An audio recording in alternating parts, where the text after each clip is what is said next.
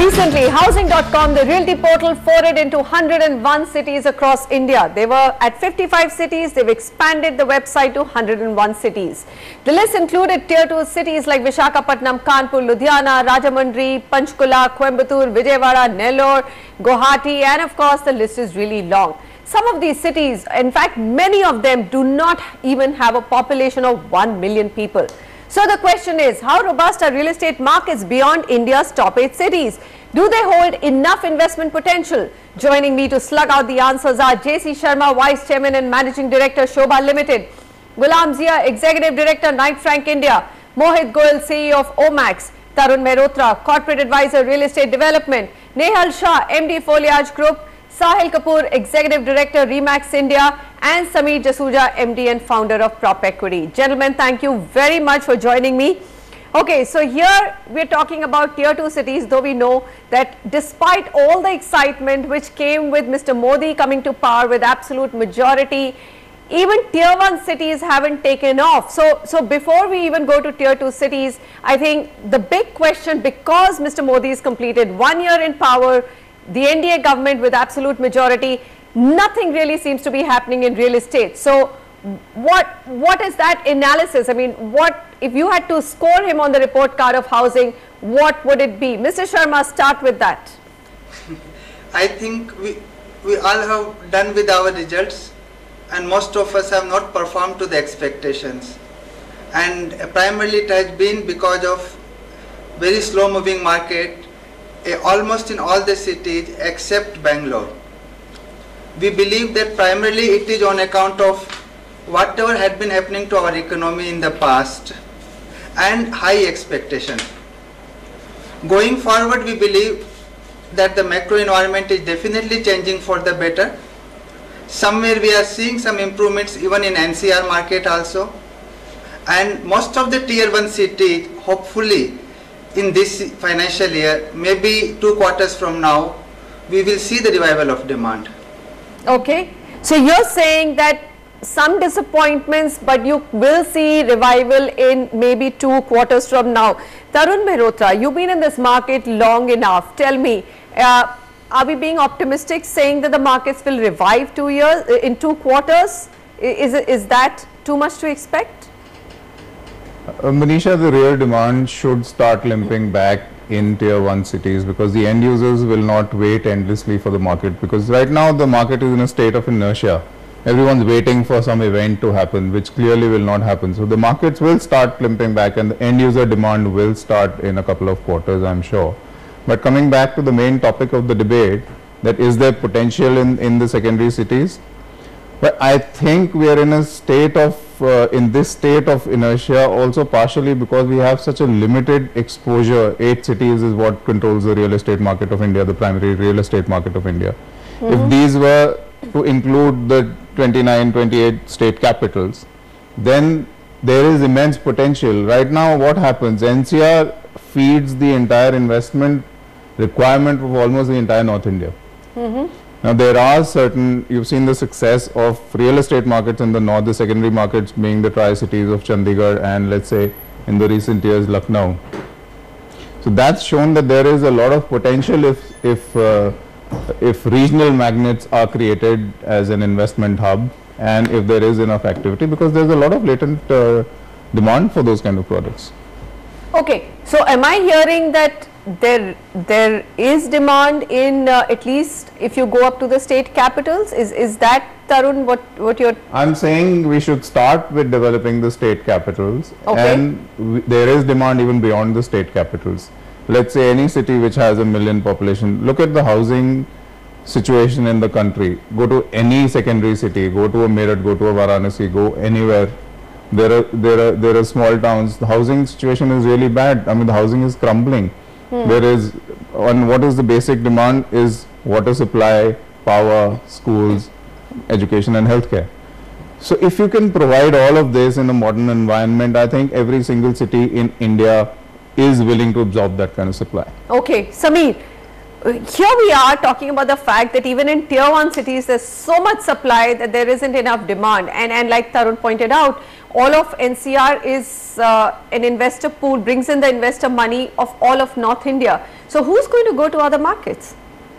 Well, it's anybody's guess, because I just want to share some key data points that I was just working on before we started this debate. We are covering about 8-9 top tier 2 cities today.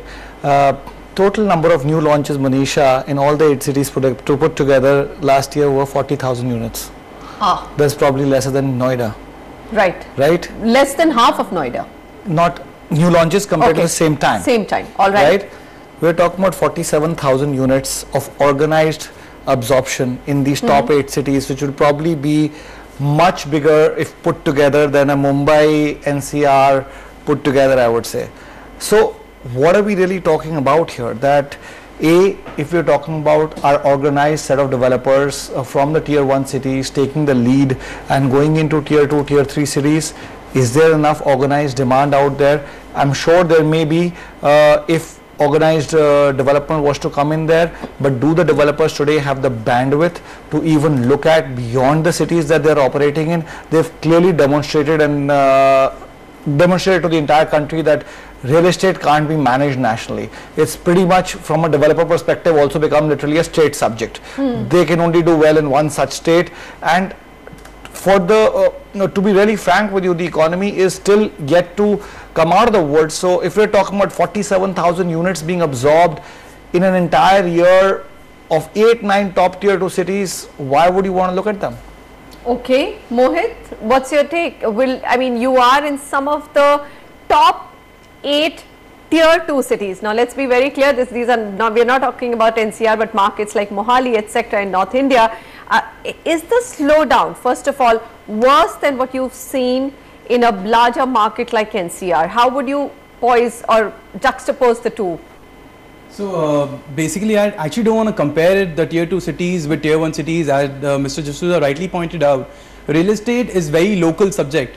That's the reason a developer is able to work in one particular state and not able to take the bandwidth to the whole country.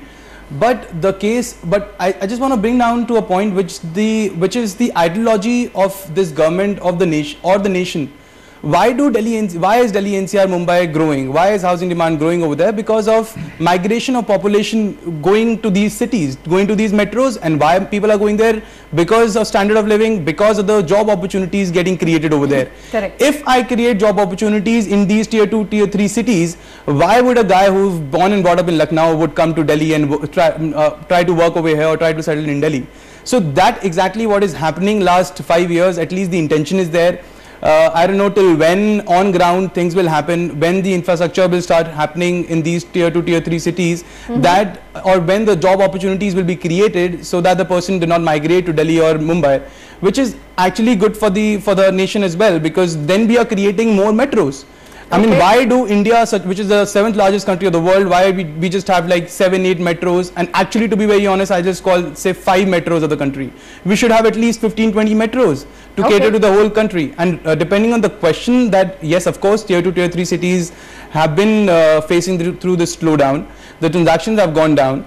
But the price points and the way developers have gone there, and the developer who's done the right work and has delivered on right time, I think he is not facing any such problem in terms of transactions. But yes, rates haven't gone up last 2 years, but I see markets improving the next say 3 to 4 quarters, and these markets picking up. All right, so Gulab, what I'm hearing, and if I can sum it up, of course, these are very varied thoughts that yes, there is potential in tier 2 cities, at least the top 8 to 10 tier 2 cities or state capitals, but a lot needs to be done to really make them thriving real estate markets. Is that correct, or would you disagree?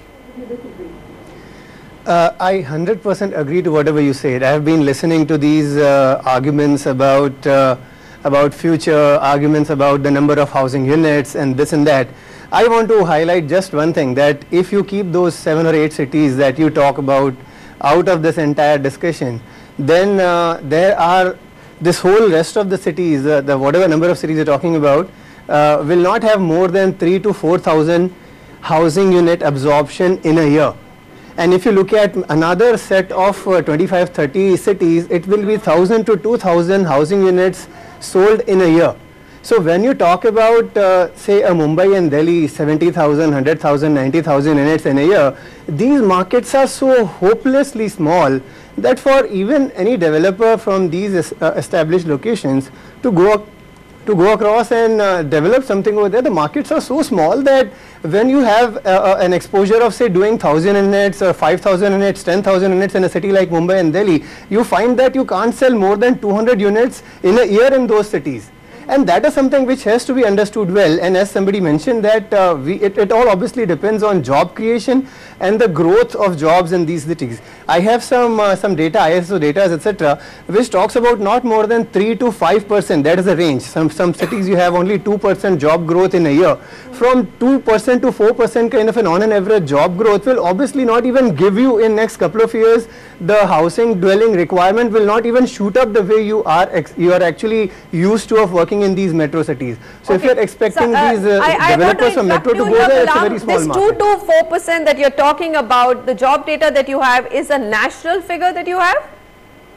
No, I'm talking about each of these cities. Like for example, if I'm looking at it, Lucknow looks at 4%, Indore looks at 4%. These are the kind of growth numbers in jobs, and those numbers are so small in these cities. And these are good numbers. Like Lucknow at 4% is better than many other cities. Most of them are 2 to 3%. So when the job growth itself is so small, then you can't expect that. Obviously, the requirement of housing depends on households where new jobs are found or somebody wants to improve, etc. And that number itself is so small in all these cities. Okay, fair enough. Sahil Kapoor, come in here and corroborate what the panelists have said, that looking at real estate as an investment in tier 2 cities of India is probably it's fraught with a huge amount of risk right now, with poor job growth and infrastructure not being in place. It's pretty much, if you're living in that city and you want to own a house, then you buy it. Otherwise, do not look at it from an investment point of view. Is that the verdict? Yeah, I think the demand is mostly from the end user community and not from the investor community. And whatever investor community you have in the tier 2 and tier 3 cities, they still prefer to invest in the tier 1 towns. I personally think there's a lot of potential and there's a lot of money available in these tier 2 and tier 3 towns. Nowadays, people have a lot of disposable income which can definitely be invested into real estate, but the right amount of opportunity